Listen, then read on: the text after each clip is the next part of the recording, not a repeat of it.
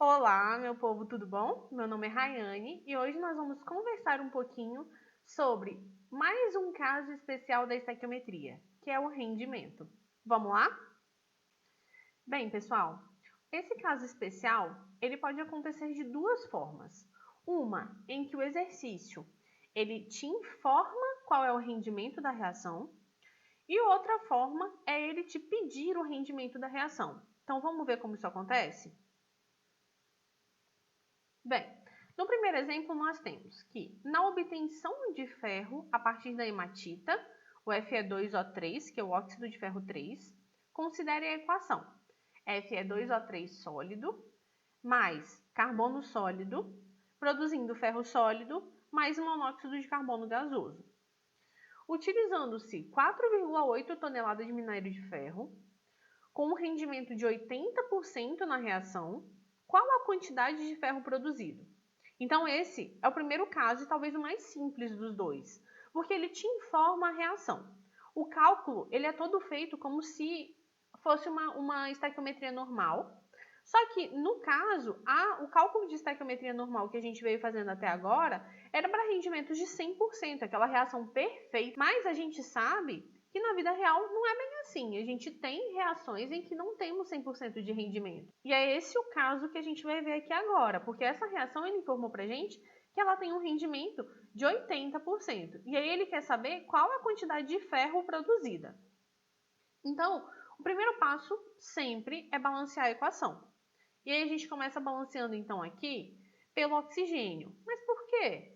Porque o carbono é uma substância simples e o ferro também, então a gente deixa eles para o final. Vamos começar então pelo oxigênio. Se vocês repararem aqui, ó, a gente tem 3 átomos de oxigênio nos reagentes. Então a gente precisa ter 3 átomos de oxigênio aqui nos produtos também. Então a gente vai colocar o coeficiente estequiométrico 3. Agora a gente pode passar para o carbono. Nesse momento, a gente passou a ter 3 átomos de carbono aqui no produto. Então, a gente também precisa ter 3 aqui nos reagentes. Então, adiciono o coeficiente estequiométrico 3. Agora, a gente pode balancear o ferro. O ferro aqui nos reagentes, a gente tem 2 átomos. Então, a gente vai lá nos produtos e coloca o coeficiente estequiométrico 2. Beleza, balanceamento fechado. Agora, a gente parte para as contas. Só que antes disso, olha só. Ele está falando do minério, que é o Fe2O3, em massa, tá? Assim como ele quer a quantidade de ferro produzida. Quando ele pede quantidade, não fala exatamente qual é a unidade, a gente faz em massa também, tá? Então, se a gente vai usar tudo em massa, nós precisamos das massas molares desses caras. A massa molar do Fe2O3 é 160 gramas por mol, e a massa molar do ferro é 56 gramas por mol.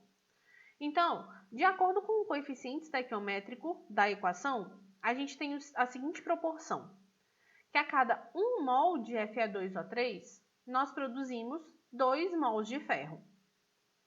Só que aqui, talvez não seja o mais útil nós montarmos a equação assim, porque a gente teria que transformar essa tonelada aqui para grama, tá?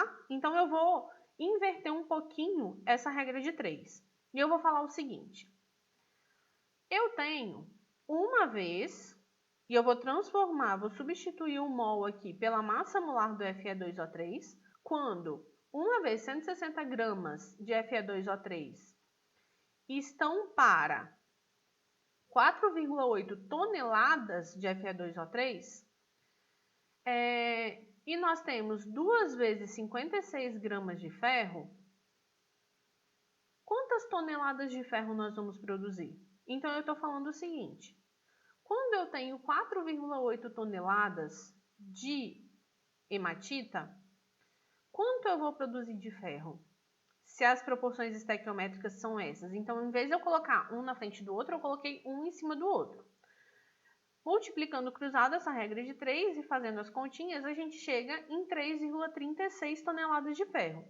Mas olha só, essa 3,36 toneladas de ferro é uma quantidade para quando essa reação ela tem rendimento de 100%, ela é uma reação perfeita. Só que o exercício mesmo já conta pra gente que essa reação não tem rendimento de 100%, ela tem um rendimento de 80%. Então, a gente precisa fazer uma segunda regrinha de 3, que é o seguinte. Eu tenho 3,36 toneladas de ferro quando essa reação tem um rendimento de 100%. Então, quantas toneladas de ferro eu realmente vou produzir se a minha reação tem rendimento de 80%? Multiplicando o cruzado, a gente chega aqui. A gente vai produzir 2,7 toneladas de ferro quando essa reação tem rendimento de 80%. Vamos para o segundo caso, então.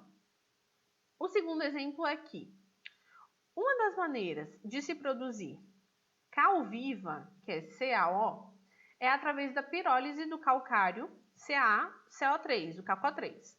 Então, a gente tem aqui a equação, ó, CaCO3 gerando CaO mais CO2.